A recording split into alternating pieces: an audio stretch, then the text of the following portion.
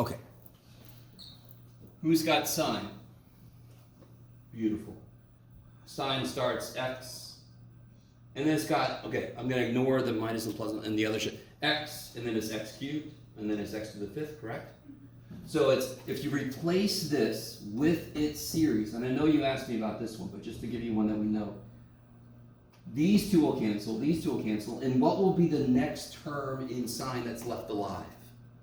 What would the power be? Fifth power. So won't it be the same degree as the bottom then? And then can't you just use the trick of the coefficients? Same shit's going to happen here. Unfortunately for you, unless you did this in a problem somewhere already, you're going to have to create this guy's Taylor series. But wouldn't the top one after the fifth, technically it would be the third or fourth term that has the x to the fifth? Wouldn't Do it the again. rest of the series still be there? Oh, it's because this thing is going to 0. Yeah.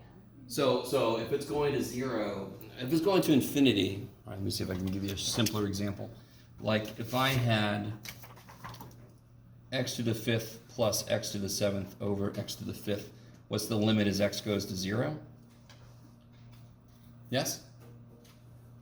X to the seventh over x to the Isn't this what happens here? you die. In fact, let me make it more interesting. 4x to the fifth plus 2x to the seventh. Okay. So what happens here? So that one goes to 4. 4 plus 2x squared. Now, for us, there's going to be an infinite number of terms after, correct? Yes. And they're going to have larger degrees. So they're going to have more shit left. So what's the limit as x goes to 0? 4, because everything within x is going to go to 0. So it's kind of like the reverse of if it was going to infinity. So the trick is just plug in the first few terms. You can kind of see several things are going to cancel. This problem is, we already know sin x's series. The one I gave you, you have to create that series, because I don't think they did. Maybe they did. Let me see. If they did, then you don't have to redo it. But I don't think they did. Those bastards. No, I don't think they did. No. It's too bad for you. Okay. So on this problem, you have to make the Taylor series for this, and then you kind of do exactly what we just did with this.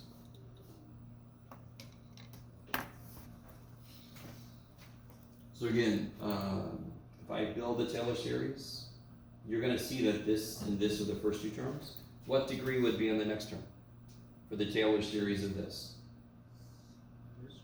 Squared, which will match with this guy. So those will cancel the way we just did. And then you'll have plus higher degrees. So when you cancel two x's, they still have an x. When the x goes to 0, they die. So it just matters on that one term at the front. Okay, maybe.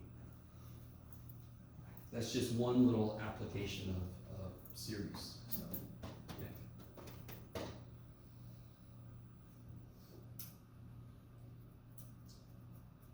Okay. Anything else left over? Test or homework before we get into chapter 10? Because we're just going to keep on trucking. I'm going to bring out some major technological tools here in a minute. You didn't see it earlier. Yeah. So we have the next exam and then the final? Oh, yeah. Just two. Oh, you want more? No. Okay. No, I like the way you said, just 2 more exams, Jeff? Come on, man, what's up with you? Thought you were a math teacher. Yeah, 2 more exams.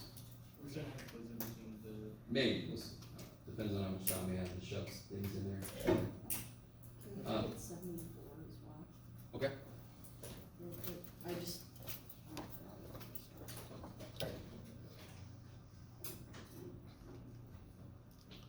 Oh yeah. Okay. So, sorry. Listen to me being evil. They give you an example here of multiplying 2 series, and look at the excitement. Look at that. Look at that. Okay. And then they give you another example of dividing series. Looks very fun. And the great thing is you don't have to do an infinite number of series terms.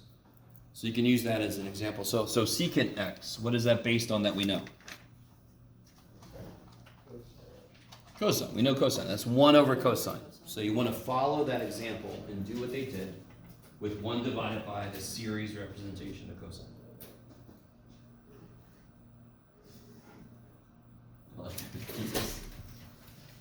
I'm sorry. I'm not excited about that. I noticed. I've beaten you all into some point. Okay. Such is my fate. Do not ask for whom the better towards, Jeff. The better towards than you guys are stupid. It's so funny, that boy. Alright. Now listen, alright. So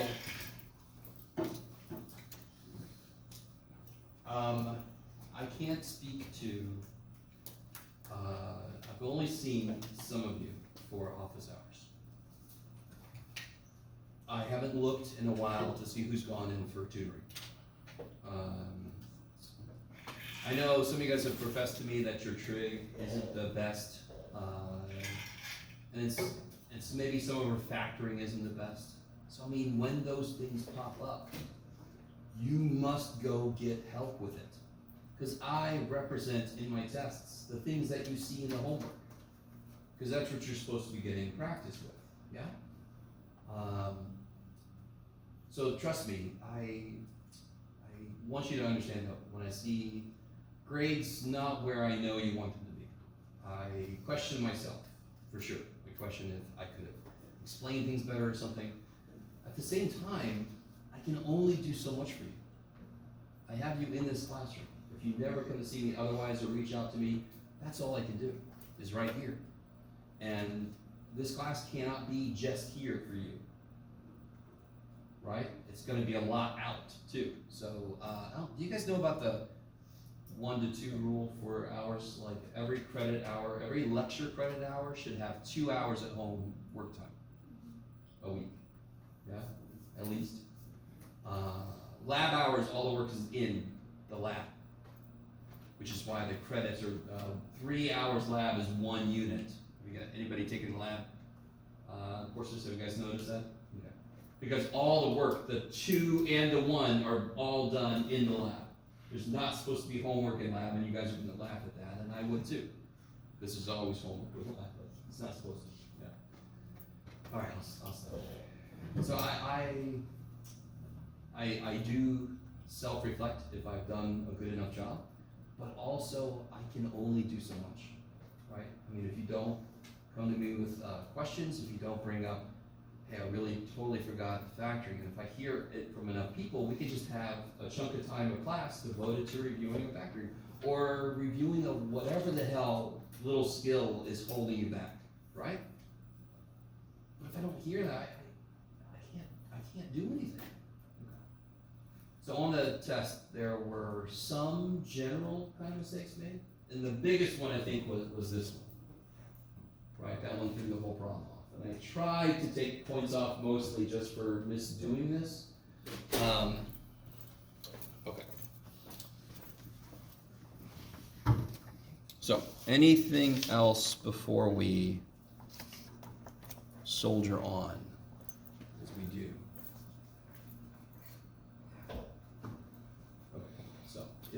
And again, we have one more test coming, and then we have the final exam after that. Maybe one more quiz. We'll see if we have enough time between. That's a decent chunk of percentage of grade. You know, the final's the heaviest thing, but here's what I want you to remember. How much is the final worth? I know it's a sliding scale, but it's roughly about a quarter of your grade, correct? And that always trips students up because you're like, oh my God, it's more than any individual test. But when you go into the final, 75% of your grade is set. Are you with me? So the final will only be 1/3 as strong as that. So students don't really keep that in mind. So that's good and bad. Because you're hoping the final is going to save your ass by itself. It's only 1/3 as strong as what you go in with, yes? But I do the sliding scale, so I will count your highest average between tests, quizzes, and what was the other thing? It's just gone. It's gone. Maybe homework. Yes.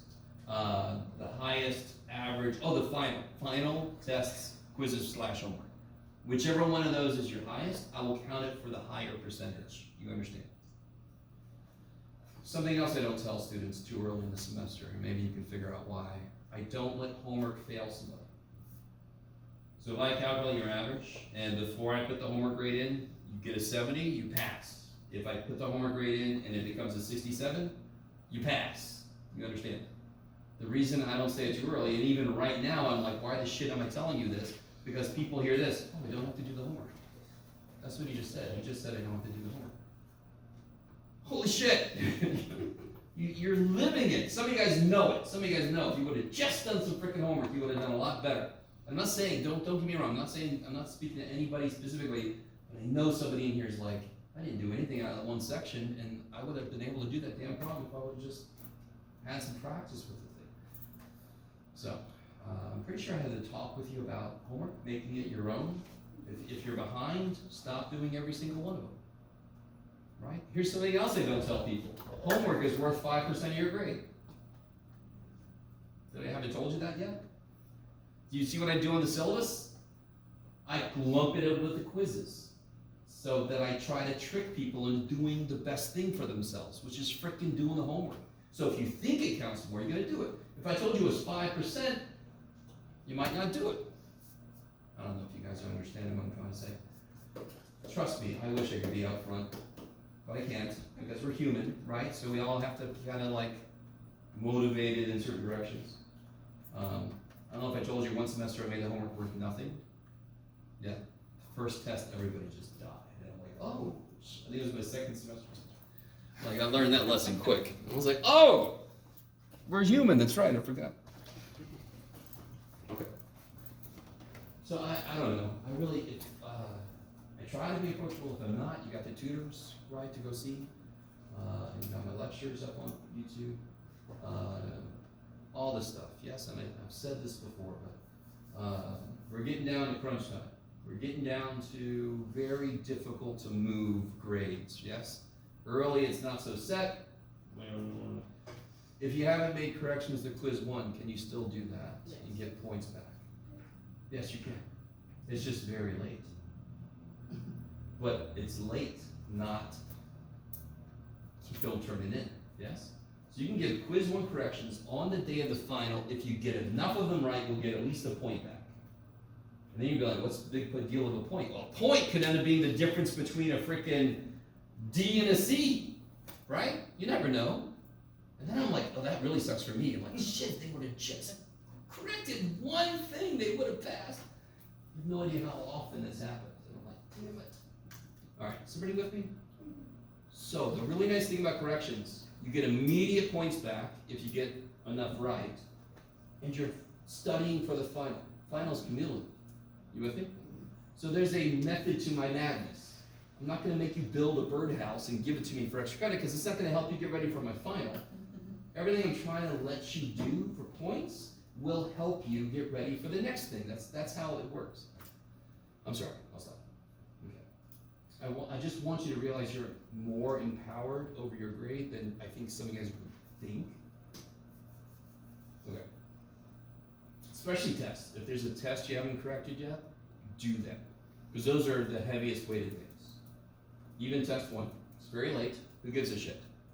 Especially if you got like 40 or something on it. Correct that thing. If you get all the corrections right, you're going to get a decent chunk. Not as much as you could have, but you're going to get some points back. That's freaking cool. Okay, maybe. Believe me, past Jeff wishes my teachers would give me anything back. Yes. Okay. Oh, well, I actually was just because I'm doing one of the problems with the definite integrals. Yeah. Where you have to use the series to help with it. Yes. That's like number 6 on the test. Yeah. And I think I'm a little confused as to. Like one of these up here? Yeah, I'm actually doing 64. So Okay. that's what I'm doing right now. So that's I very got- much like the test. Yeah, I Yeah. got all the way to integrating it, and then got stuck for some reason. So you got the series created? So I did this. Yeah, now you just start, now you want to give yourself some terms to work with. Now, if you plug a 1 in, you'll get a series. And you can add so many elements until it stops changing a lot in the decimal place they want. Do you see what I mean? You have a series. Mhm. Start writing elements of the series. Add until the 4th decimal place stops changing. Ooh. Because then everything after that is going to be even smaller than that. Yes? Because what about like plugging in the numbers they want you to? Well, that's what you're doing right now. Plug a 1 into the series you got. If you plug a 0 in, you get 0, correct? If you plug a 1 in, you get the sum of 1 with all this other shit around it, yes? Mhm. Now write some elements from that series and start adding them. So this series right here, plug a 1 in, plug a 0 in, it's nothing. So now start just writing elements. Let n equal 0, write what number that is. Let n equal 1 plus that number. Yeah, okay. All right, guys. Let's see. If there's no more questions, I want to get into the new stuff. And this is May, if you didn't notice. So I think our last test was on the 22nd. Is that right? I believe. And then so that makes the review on the 20th. I believe. Is that true? I think so. Well, It looks like it. my calendar is currently recording. Because then we would what have I'm saying. one more class to review for the final and then the final. Yeah, dude. Let's see. Yeah. Yeah, we just had that one. Smooshed. So, yeah. Yeah. Test 4 is May 22nd. And There we the go. Final is the 29th. Yeah, buddy. All right. Okay. And of course, we'll have a final exam review. I'll have a practice final. So let's do this. Let's transition. If there's no other questions, we'll transition into. Now, everybody, you've all worked with AI and stuff. Yes. Have you guys ever worked with AI? Have you guys ever? Do you have any like gaming laptops? Anybody have a gaming laptop out of curiosity? Yes? Okay. All right, so this beats all that. So this is some cutting edge stuff. So you can,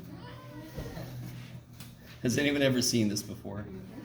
All right, especially if you took my pre-calc. I'm pretty sure I did this in pre-calc. So what we're getting into, and I'm gonna kind of go through it as if you never saw it before to a certain degree because it's been a while, if you have seen it. We're getting into something called parametric equations. And one reason we do chapter 11 and then chapter 10, just to kind of let you understand. Chapter 11 is the hardest chapter. And then I like to end up with 10, and most of my colleagues agree because it's a little bit lighter. It's a little more interesting because the graphs we get from parametric is so cool. I have an equation that will draw a butterfly on your graphing calculator. Yeah. Remember that? Yeah. Yeah. I remember that. So I don't know how many of you guys took pre-calculus, and because some of you guys might have taken pre-calc and this was not a part of the curriculum. So I kind of want to respect that and say, I'm going to pretend like most of us haven't seen this stuff. So has anybody never seen one of these before? Okay. Do you have any idea what it might do? Huh? Graph?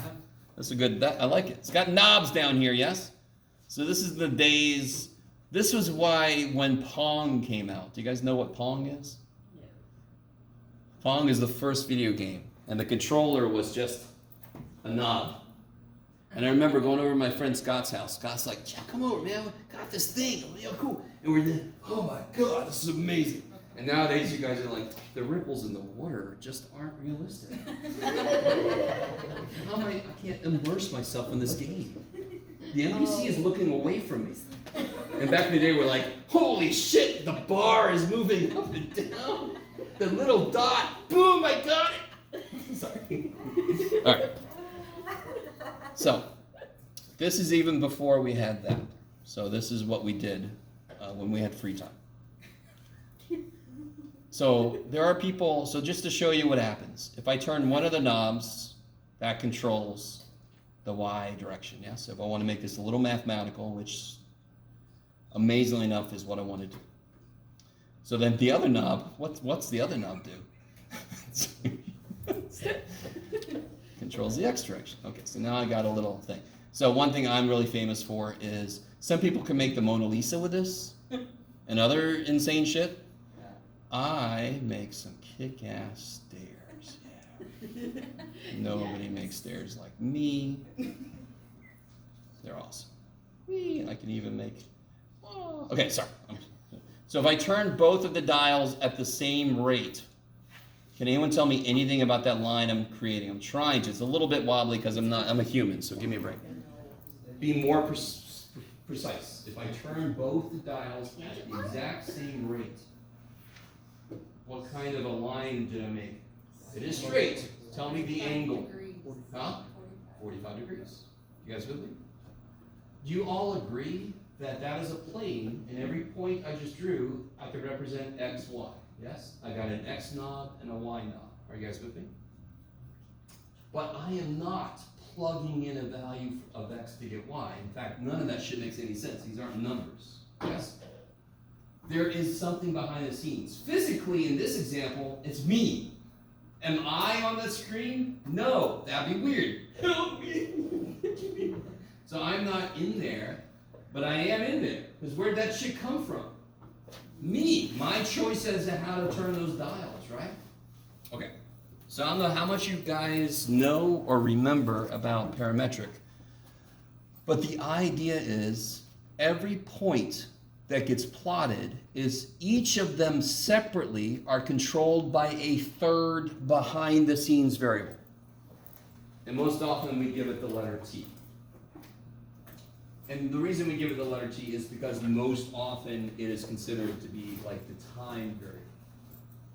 So if something goes, if I throw a ball up in the air, its X and Y position is based on the length of time it's been up in the air, correct? Let gravity act on it. The Y is going to start to come back down, yes? If there's wind resistance, the X might decrease also. Are you guys kind of with me? So the X and Y are controlled by other things outside of it. Okay, let me stop for a minute. So, if I want to get to a certain position, I have to control, if I want to get there, I have to control, there you go. Sorry. I think I said right there, yes. So every point I just went through, X and Y, the way they were created, they were independent from each other, but both depended on me. Okay, so everybody get the idea? So now the question is, if you don't remember this or you've never seen it, you're like, what the shit, do I need to buy one of these things, Jim? No. Just like all of your explanations, this is not a prerequisite. Yes, exactly. It's not a prerequisite. Especially if I make a reference to a movie. You didn't have to watch the movie before taking the class. So here's how this looks in mathematical life. Am I writing on the back of? No, thank God. I sort of am. Oh, that's right. That's the one I didn't want. Good. Here's what this is going to look like mathematically. So this is what you should have expected based on what I said. X and Y are both controlled by this outer variable. So T is a variable, but it's a special type of variable. We give it another kind of level name. We call it the parameter, which is why we call these parametric equations. X and Y are the explicit variables. T is the implicit, the behind the scenes. Are you guys at all with me? So listen, if I turn the dials at the same rate, let's say 1 click per second, then that would be this. Neither one is going faster than the other. If I let 1 second go by, what's X? Where's X at? If I let T equal 1. So tell me this. You guys all see that? X would be 1. Y would be 1. If t is 2, x is 2, y is 2, because x equals t, y equals t. So if I rotate both knobs at the same rate, I'm going to end up with a 45-degree angle, and that's what you just figured out. 1, 1, 2, 2, 3, 3, that's a 45-degree line. 1, 1, 2, 2, 3, 3. You guys with me? Okay. Now, the way the x, y are created were independent. But there is a relationship between them. In fact, this one's kind of silly. If x is t and y is t, how do x and y relate? Holy shit.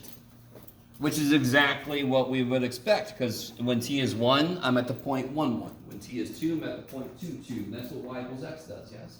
And y equals x is a 45-degree line. So if I were to rotate x, let's see, I'll rotate y twice as quickly. Which, let me see. God. Oh yeah, watch this feature. You ready? This is cutting edge shit. You ready? Mm-hmm. Okay. I mean, come on. Thank you, Sarah. Thank you so much. So let me see. Let me get back to the middle and then reset again. Okay. So let me see if I can do this. Which one's my x? I always forget. Okay, this is my x. Okay, get over there. So if I rotate my y, this is going to be hard, at twice as fast as my x. Okay, let me get the x started, and then rotate y twice as fast. I can't do it. Shit. All right. It's like trying to do this. Okay. I'm rising twice as fast as I'm running. Yes? And again, what's the relationship? Well, if x is t and y is 2t, what can I replace t with? X. So y is 2x. So that captures that y is changing twice as fast as x. Now, so far, this is pretty boring, in a way, because we're just getting these equations that we're kind of used to.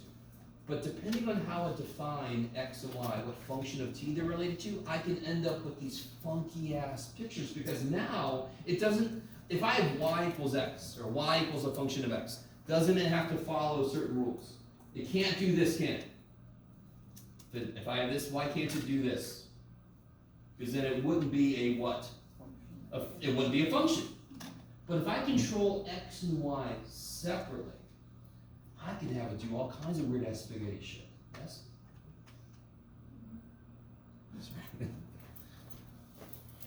Alright. Now, let me see if this kind of makes sense. Let me amp this up a little bit.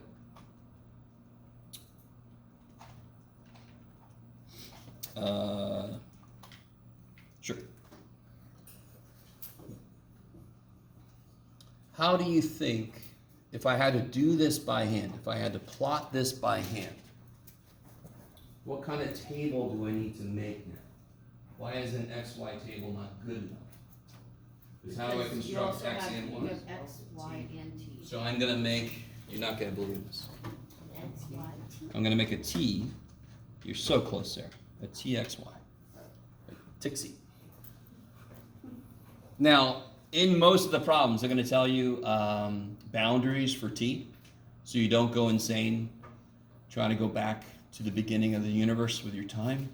So let's say in this case that T is between -1 and 2. So most problems are going to tell you what T starts at and what T ends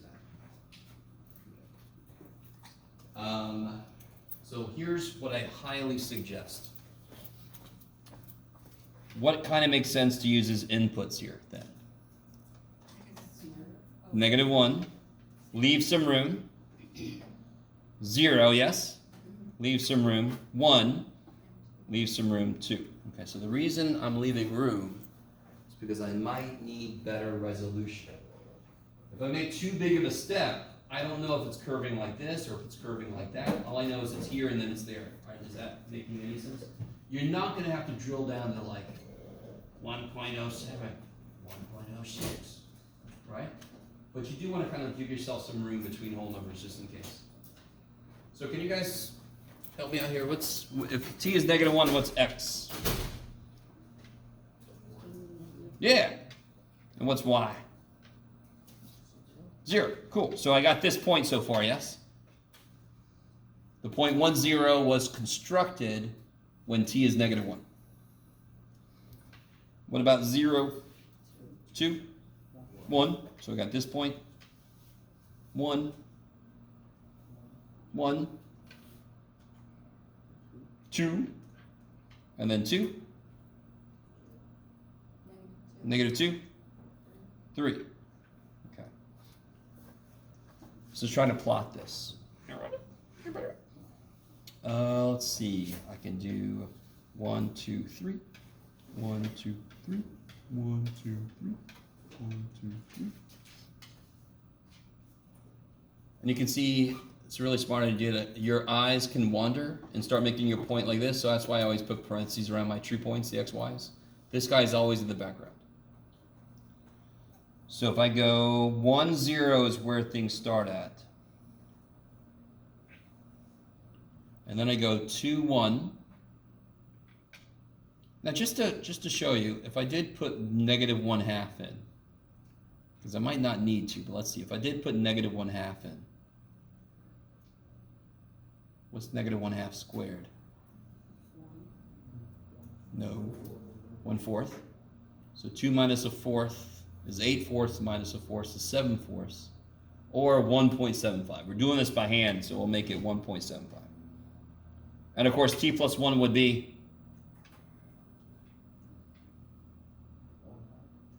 1/2, 11. So then I'm at the point 1.75, 1/2. So you can see how I can see now it curves like that? Do you guys follow? So I'm pretty sure these don't connect with a straight line. Can anyone tell me why I would know these aren't going to be a straight line? Why? I'm confused. What I mean, Jeff, is they're not straight. What part of the problem tells me I'm going to expect curves? The table? The square. Right? My input variable is squared in at least one of my functions. I should expect curvature to this. Are you guys with me? So why didn't the first one curve? Because neither t was to anything other than a first power. So that's why I ended up with the line. Okay. So this is curving this way. Now watch. If I connect these two, I can then be more specific than we're used to. I can indicate direction. So this is a next level thing about parametric equations. When I plot them, they tell me the direction of motion, which is important if I'm trying to plot how a missile is coming at me at the moment.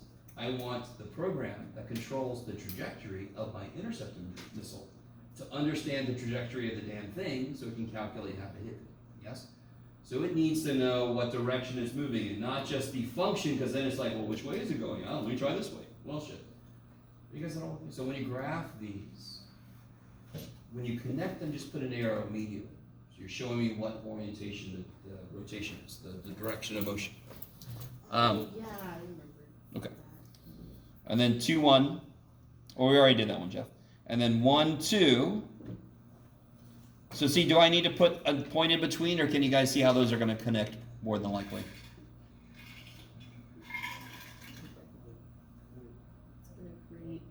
It's probably going to turn back around like that, right? Curve, yes?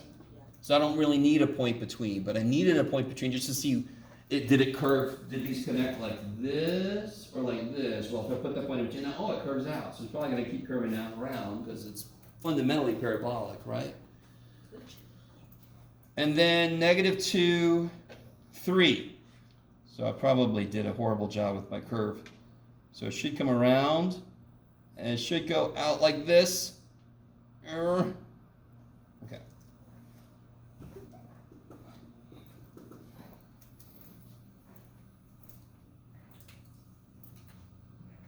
And I should not have put the arrow because the bounds say it dies here.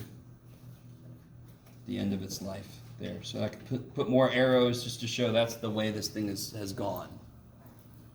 How do you guys feel about that? Relate that to where we just were, the chapter we just came out of. How do you guys feel about that? I have a little bit of flashbacks. All right. A little bit. Okay. Tiny bit. the whole thing about how we have to do the arrows? I remember the arrows you showed. Yeah. More than two variables, it's. Sorry. Are you? Huh? Are you? What do you mean? Oh, yes, I am.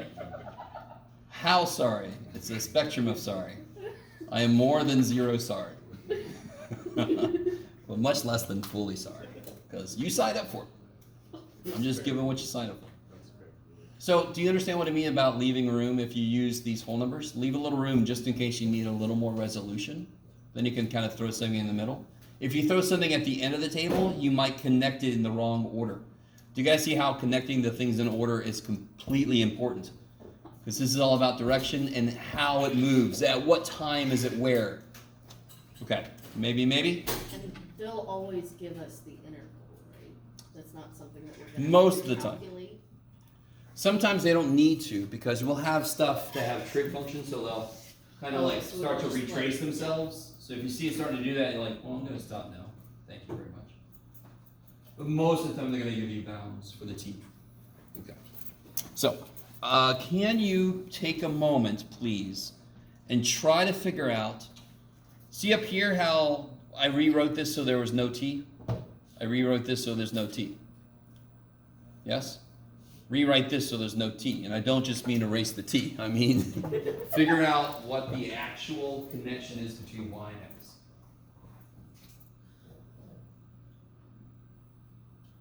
You have a system of equations, and there's one letter you don't want to stay there. How do you get rid of it? And you're not allowed to just erase it. So says you, Jeff. All right.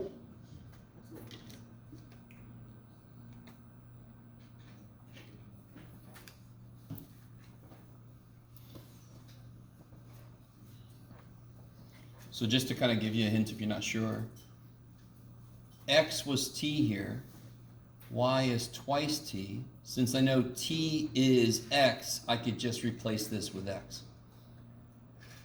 I don't know t equals anything here, but am I not one step away from knowing what t equals? Where am I one step away from knowing what t equals? Yeah, so if I just do what? Let me write this over here. Yeah. If I just subtract 1, now I know t is y minus 1. That statement is true for every value here, yes? Now write x. X is 2 minus t squared, but what's t? Y minus 1. Now clean that up a little bit. Foil that out. Be careful with the negative.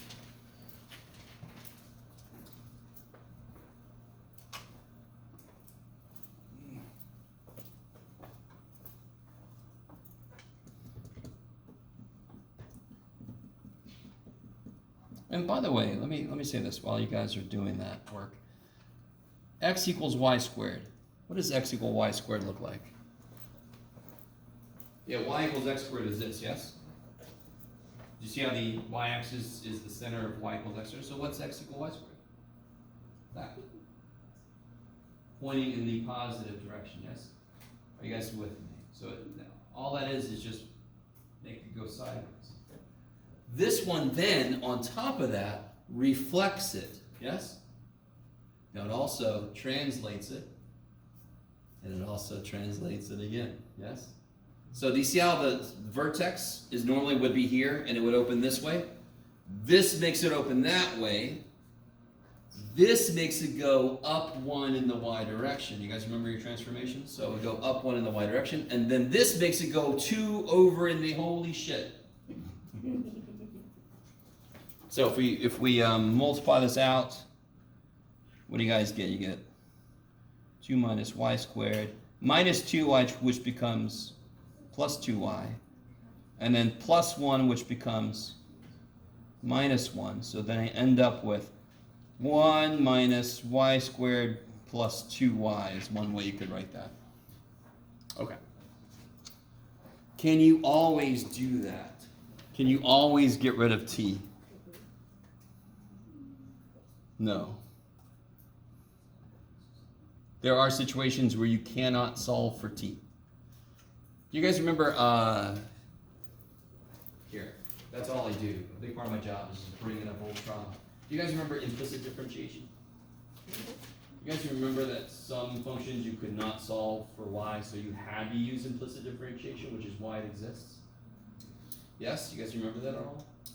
And those functions ended up being these funky little trippy things if you try to graph them. That's what's happening here. I could create, in fact, do I have an example of one? Yeah, I do. Okay, so let me give you this, and I'm going to ask you to do. I'm going to ask you to do number 2, I think, and then we'll do number 1 together. So I have a feeling number 1 might freak people out.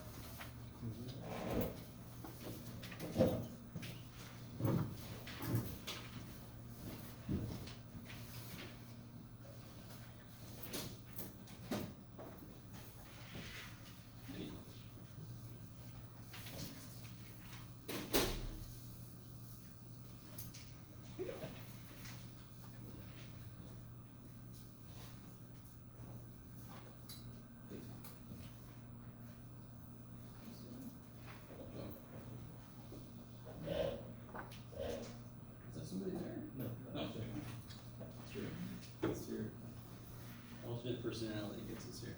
There you go. You guys, try out number 2.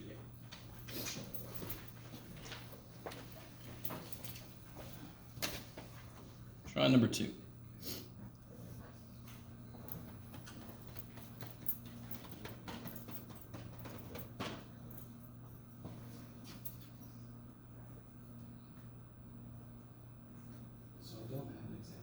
The first one we could, I just didn't make you do it. Yeah, you could. It'd just be really, really, really, really gross. Okay.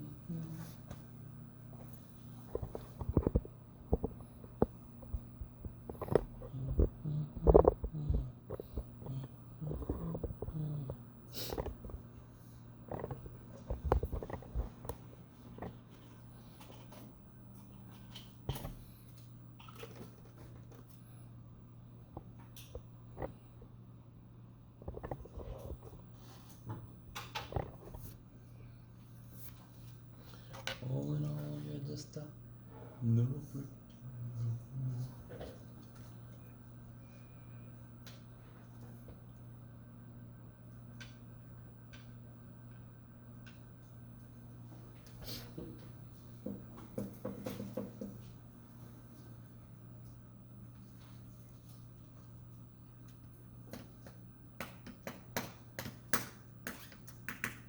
Oh yeah, that's right.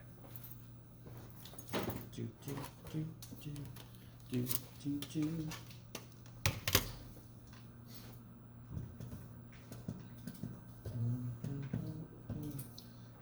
the classroom. Oh yeah, that's right. People at home, you get a little preview.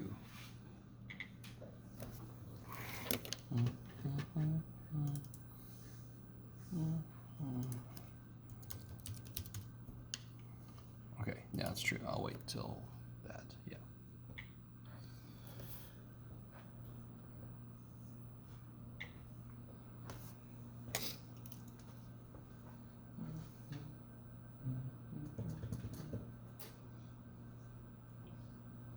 All right, let's see. I'm going to start to catch up to you a little bit here. So, I mean, be a little careful. You square, the negative goes away, those kind of things. Yeah?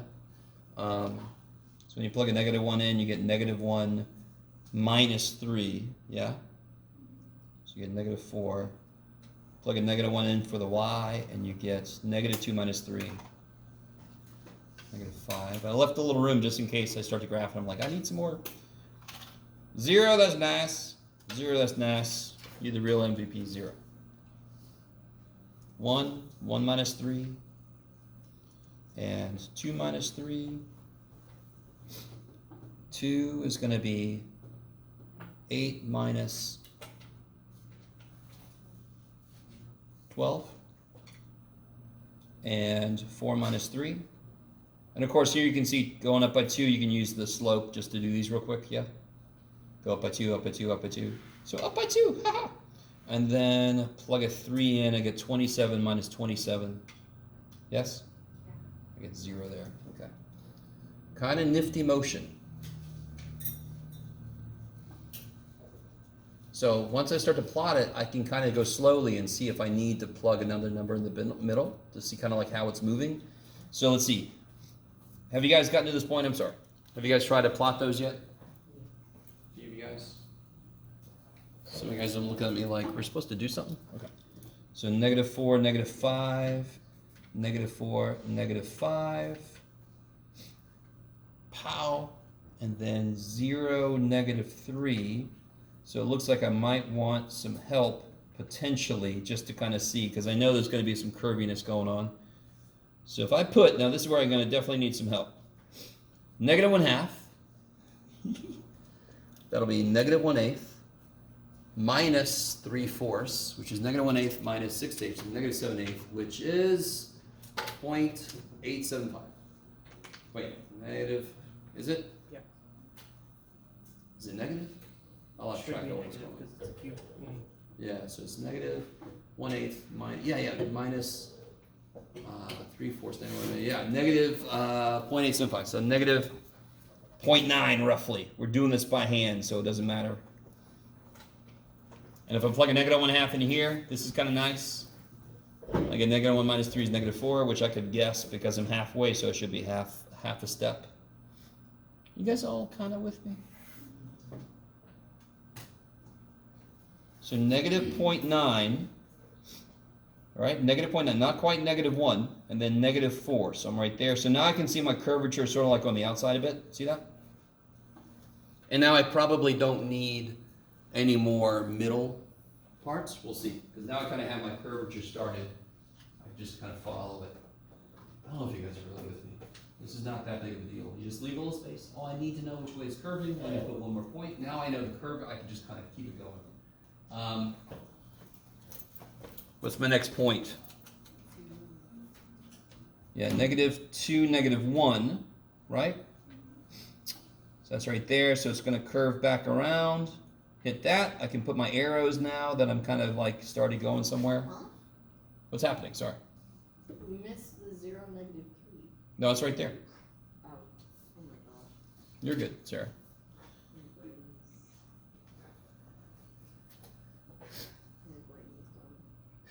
brain is gone. All right. And then negative 4, 1. So now it's probably, what do you guys think is happening here? I could do another thing in the middle, but you see how it must start to kind of curve the other way now? So you're able to get up there correctly? You could do another point in the middle, but I feel pretty good about that. And then 0, 3 goes like that. Let me make that really big. So I've got my graffiti font S, yes?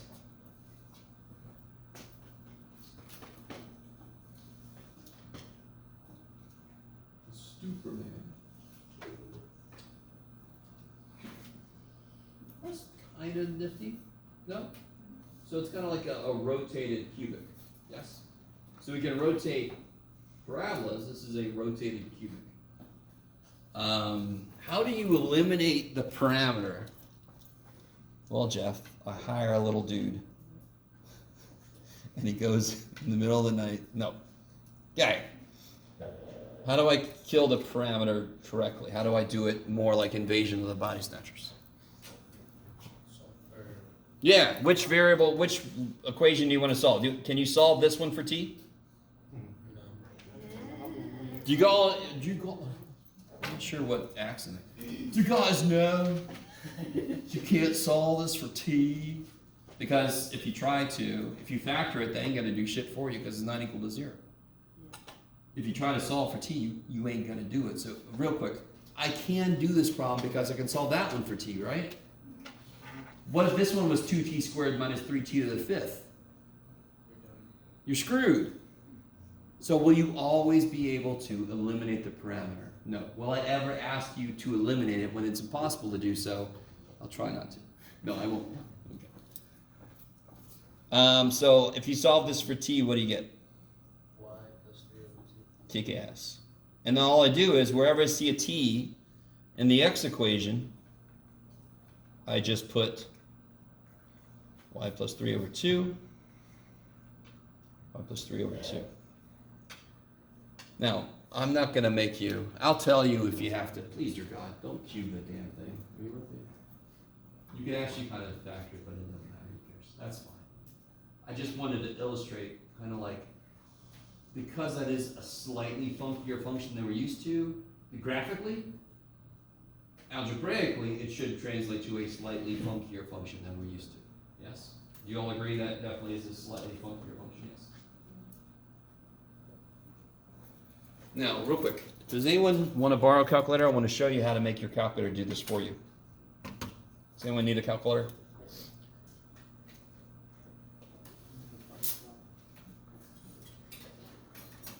Okay.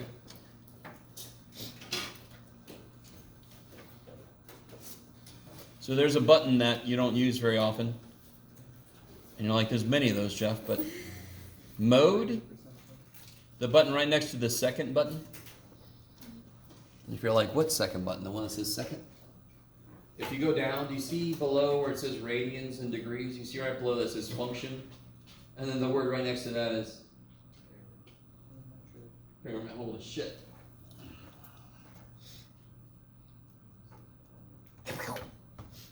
So now look, is everybody with me? Highlight that parametric and now hit y equals. So now you can put in there, for example, t cubed minus 3t squared for x, and y was 2t minus 3.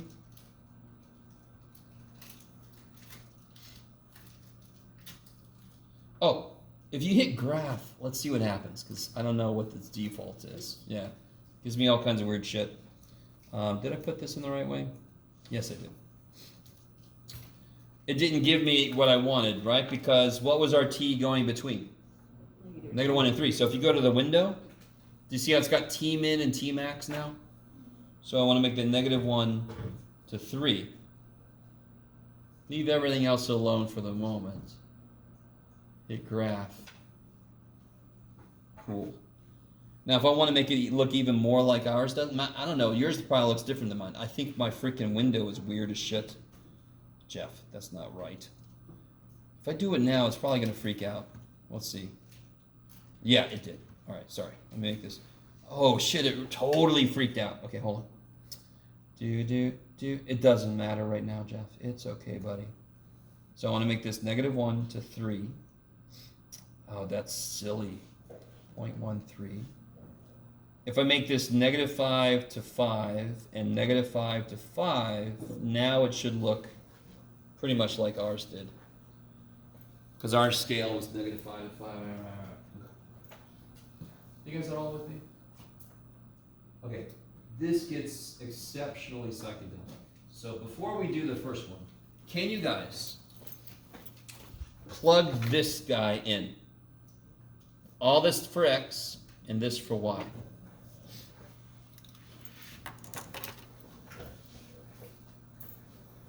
Oh, you have to do it too, Jeff. And we're gonna let it go. Let's see. I'll figure it out on the way here.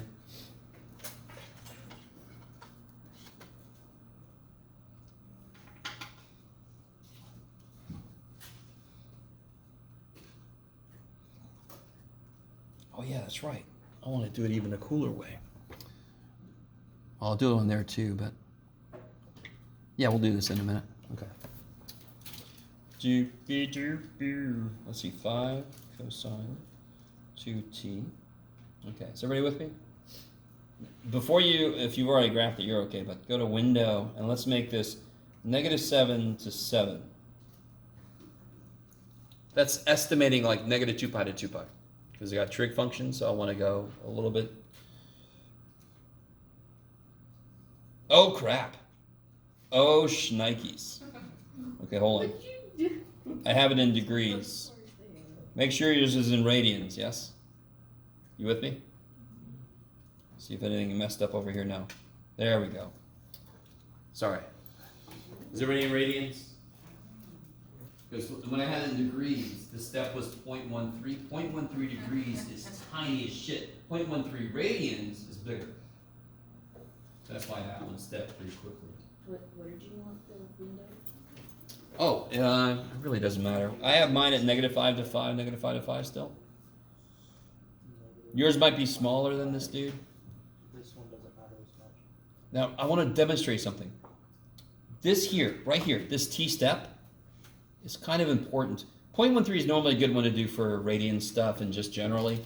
If I make it, this is literally when it creates the TXY table, it starts at 0, then the next input is 0.13, and then the next input is 0.26. That's the step size in its inputs. So if I make that step size too freaking big, I get shit like that. Oh my. Because it's taking such a huge step and it's connecting with straight lines. If I take a small step and connect with straight lines, when you look at it standing back, it looks like it's curved, but it's a whole bunch of very tiny straight lines. You guys at all with me? And that's the equivalent of us not doing enough resolution. That's basically its resolution place. So I'm going to put that back to 0.1 roughly. Yeah. Now, just to really trip everybody out, let's see. What's the best online graphing? Hell yeah. Here's how you do parametric and Desmos. Can somebody read me the here it is. 2 sine 2t Thank you. plus 3 cosine 2t. See how I'm putting in like it's a point? That's the x piece. And then 5 cosine 2t. And now see how underneath it says what's t go from? What we said -7 to 7 or something? Yeah, Just to make sure I go all the way around. I definitely have because the period's so small I could have done less, but who cares, Chef? It's okay. Now, very quickly. That's the same image, yes, as what you had on the calculator. Can somebody describe that to me? What about it? Be more specific. It's a slanted. I like it to elongate circle, it's an oval, it's an ellipse, but what's happened to the ellipse compared to ellipses you've had to draw yourself? It's been rotated. Yes? You with me? To rotate an ellipse in Cartesian XY? Shit! That is gross. But if I'm using trig is all about rotations. So even though this isn't a circle, trig's like, I got you. This is relatively not bad at all. You can't see what I'm doing. These equations here are relatively not bad at all, yes? Now watch what else Desmos. This is one of the coolest things Desmos does. A, B, C. So this is kind of cool. As I switch, so I want you to really understand what's happening. If I switch what's in front of the Y piece, the C, you can see what effect that has. If I switch what's inside in front of the cosine 2t, you can see what effect that has. See that? If I do that, do you see how that almost, if there was a third dimension here, it's like coming out at us and then rotating away, yes? It isn't really, it actually is becoming a line there, yes? So I can just kind of let them all just go and we can all just become hypnotized. Wow. Let me kind of mess this one up a little bit and mess you up a little bit. Oh, look at that. What have I done? I've made them stay. Oh, shit. There we go. It's a little bit. All right, I'm sorry. Kind of nifty. Yes? Anybody is it kind of nifty? I mean, we can do, no. I didn't do shit. I just pushed buttons. That is nifty. That's nifty. So anybody, now real quick, if none of you are curious about this, I will go somewhere and cry. But is anyone curious? Do you see how all the angles are the same? So maybe I'm curious, okay, what the hell happens? What if I make this 3? Okay. What if I make this 5? Holy shit. What if I make this one 2.3, Jeff? Holy shit. Holy shit. We have destroyed reality. What have we done? I mean, Wait, that, make it play. do you understand? If they all have the same angle, they're sort of all a little more in sync with each other. The minute I make them out of sync, that picture makes more sense when I say that. They are out of sync with each other. Now that is exceptionally out of sync. If I bring them back to whole numbers. Can you make it Make it play though. Make what? Oh yeah, I'm sorry. Yeah. Do the No, 2.3. wait, no. Do the 2.3. 2.3. Oh yeah. Oh yeah, hold on. Okay. What's wrong with you, Jeff? Why are you messing it up? Look at that. Okay, I gotta mess them up a little bit. Whoa. Whoa. There we go. Looks So like if you squirt. change how in sync or out of sync they are, then you get very different dudular. Okay, that's flippin' cool as shit. Yes? And what's really cool is if you see this kind of thing in 3D. Wait, go to the other program. And do it with that. Do you mean Plot Ninja? Yes. It's dead. Oh. I reached out to him and I don't know what's up. I don't know what's up with him. He's not keeping it. But there is a Desmos 3D. No way. Oh, yes. And then you can put in here, I'm just going to put something real quick. 2 sine 2t, 3 sine 5t, 4 cosine 3t. I heard your 8. Now watch, wait. Now what's really cool about this is I can rotate it. You can see in 3 dimensions how this thing moves, yes? So the XZ plane, do you see how that's the XZ plane? Oh, what's that? That is the YZ plane. And if I look at it from the top down, and the XY, oops, let's put X where we're used to it. Is anybody getting sick? Sorry. Get over here. Okay, there we go. That's the XY plane. But I mean, look at that, that's way cool. I mean, it's sort of like if I put the whole, anyway. So like when the ring was trying to like rotate, but it was in a plane so it couldn't, well this would let it rotate out at us, right? Anyway, this is beyond the scope of our class, but I just wanted to show you this. What we're doing extends to 3 dimensions, and so you got a lot more room to play in, yes? Okay, so let's look back at number 1. So, dear God, if none of you go and open Desmos and just play with some shit, I really don't understand you guys anymore. Because, I mean, all you have to do is make one stupid little adjustment, and the whole thing just switches. And then you could do, look, how easy it is to make a slider. Just put an A, and you can see what effect that has. Yes? Hold on. All right, one last thing, and then we'll do that last problem. Gotta add all. There we go.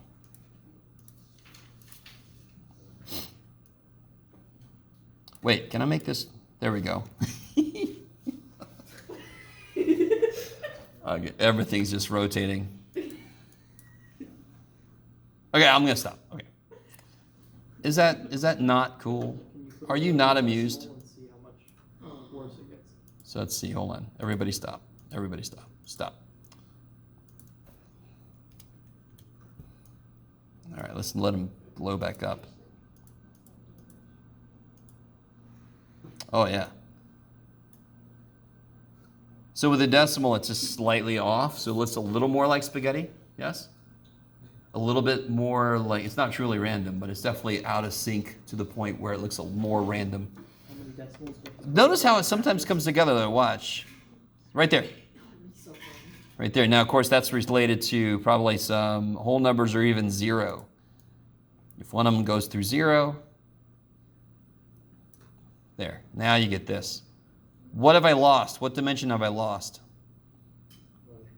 The y dimension. And why? Because the b was the y dimension multiplier. So I just made it. Now watch what happens if I just move that. It just, let me see if I can show you guys. Get over here.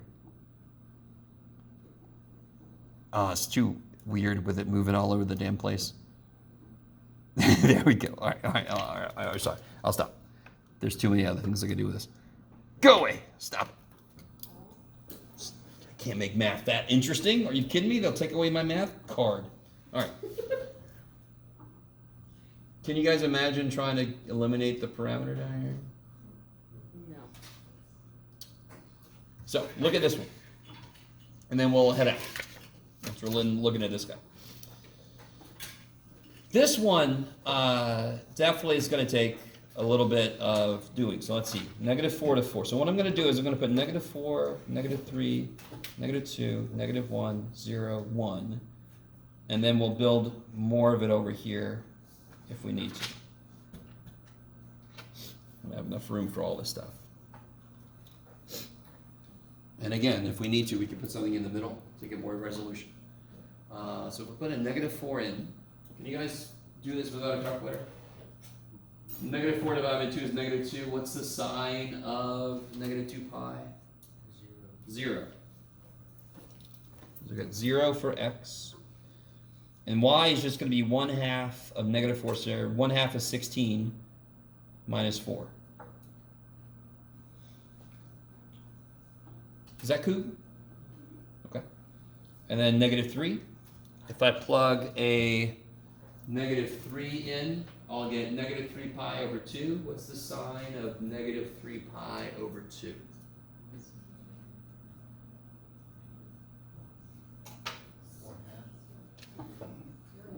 What's the sign of pi over 2? 1. -3 pi over 2 is pi over 2. Yeah. So the sign of -3 pi over 2 is 1. 1 times 4 is 4. If I rotate backwards 3 pi over 2, I end up at pi over 2. And then -3 squared is 9. Cut in half is 4.5 minus 4 is 1/2. Is that all right? Do you notice how at every even input, sign is going to be 0 again? Because you're going to get an even, a multiple of pi, so it's going to be 0. So I can just go ahead and put those in there. Yay. -2 squared is 4. Half of 4 is 2 minus 4 is -2.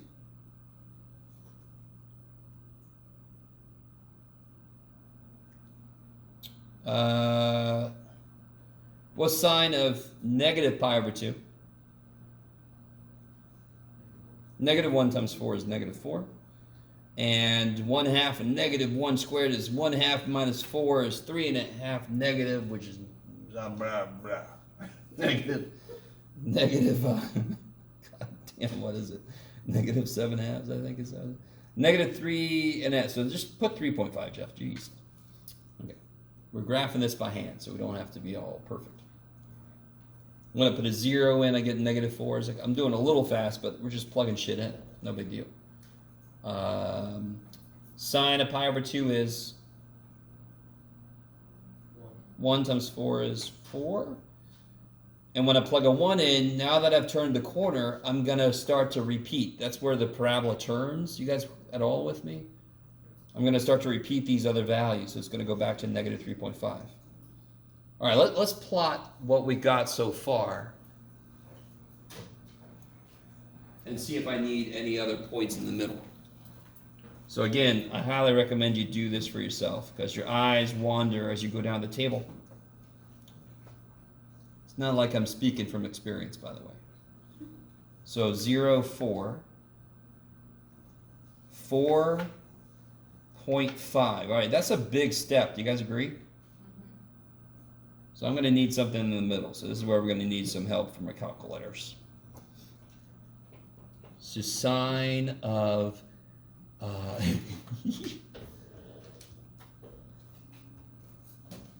make sure I'm the right, yeah.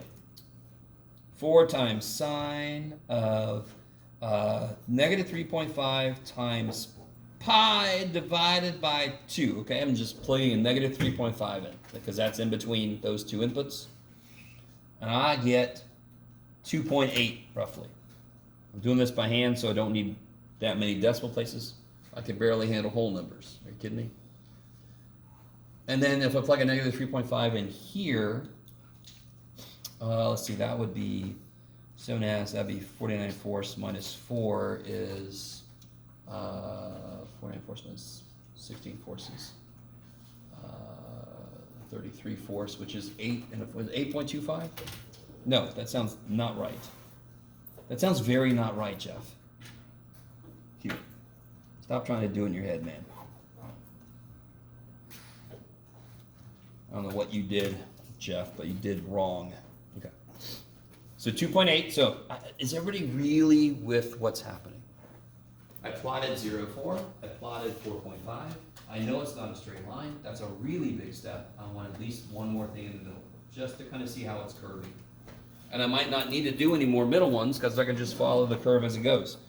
2.8, 2.8, 2.1, 2.1. So it's right there. So it looks like it's just barely outside curve. See that?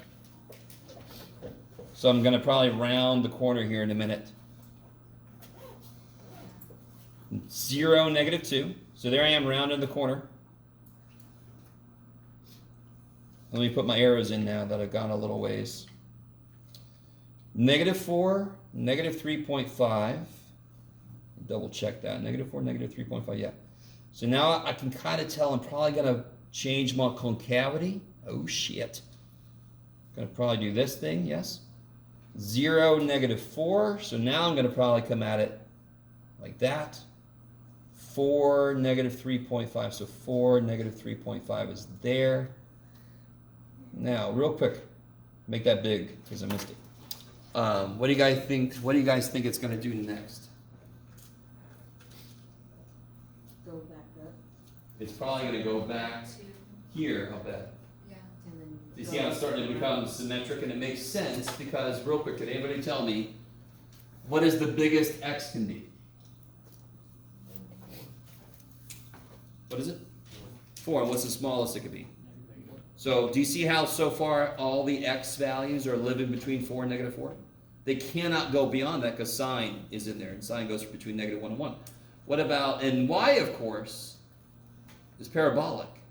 What's the smallest y could be? -4, good. We already hit that.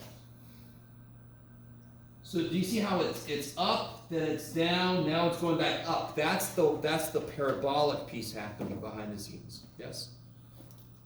So I'll bet you anything, if I plug in, where am I at? Here. 0.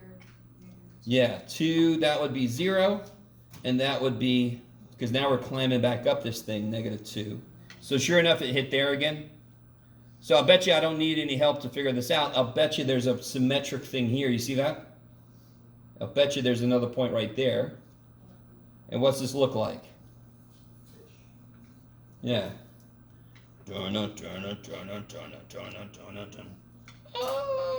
Okay, sorry. Or it looks like a spade, right? If you're into cards, or it looks like, who knows? Yours probably looks better. And you can double check what you've done in your calculator, or if you're at home or something like Desmos, you can have it do it for you, right? That's tricky. I don't think, unless you remember doing parametric before, that you've ever seen functions that end up with a picture like that. No? Yes? No? Okay. Huh? Never been able to graph it. Oh, okay. Alright, now obviously you don't have to add these parts. Yes, this poor fish has got major tooth issues. It's got teeth, that's the one big thing. Okay. You'll notice on the other side of this, just to give you a little preview, of course we are in calculus, so it shouldn't be a big surprise that now that we've established parametric functions exist, we are going to do calculus stuff with them. Yes? Huh? That's amazing? Is that what you said? That we're gonna. I know, it's great. Who knew? Is that what that thing was? There's no way to tell that we were going to do calculus. That's enough. Is that all 10.1 is just reintroducing parametric? Yeah, 10.2 is where we actually start new stuff. Because again, the book is, Stuart's also like, he doesn't know if you've had somebody that taught you parametric.